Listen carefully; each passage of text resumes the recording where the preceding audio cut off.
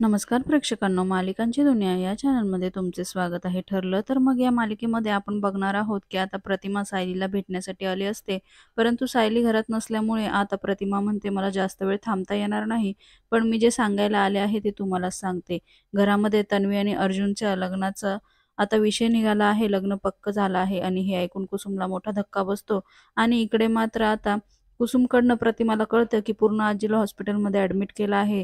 त्यामुळे आता तिला हे माहीतच नाही हे ती सांगू लागते. कुसुम म्हणते, "मला वाटलं तुम्ही हीच गोष्ट आम्हाला सांगायला आले."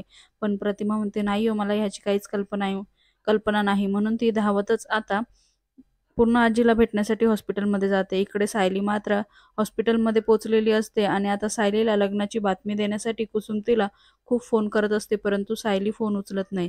दुसरीकडे मात्र आता सायली पूर्ण आजीच्या रूमपर्यंत पोहोचते आणि तिथे मात्र आता पूर्ण आजी अर्जुनकडनं वचन मागत असते, की "ही मुलगी तुझ्यासाठी महत्त्वाची आहे का मी? मला वचन दे की तू लग्न फक्त तन्वीशीच करशील." आणि हे ऐकून अर्जुन आणि सायलीला खूपच मोठा धक्का बसतो.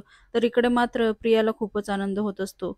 येणाऱ्या भागात आपण बघणार आहोत, की आता पूर्ण आजीची तब्येत अजूनच कमी जास्त होत असते आणि बीपी वाढत असतो. त्यामुळे आता वचन देतोय का असं पूर्ण आजी म्हणू लागते. तर तेवढ्यात घाईघाई करून आता तन्वीच बळजबरीने अर्जुनचा हात आता पूर्ण आजीच्या हातामध्ये ठेवते आणि इकडे पूर्ण आजीला असं वाटतं की अर्जुनने वचन दिलं. आणि हे सगळं मात्र सायली आणि अर्जुन फक्त बघतच राहतात, कारण आता त्यांना पूर्ण आजीच्या तब्येतीपुढे काय बोलावं हेच काही कळत नसतं. आणि पूर्ण आजीला असं वाटतं की आता अर्जुनने मला वचन दिलेलं आहे.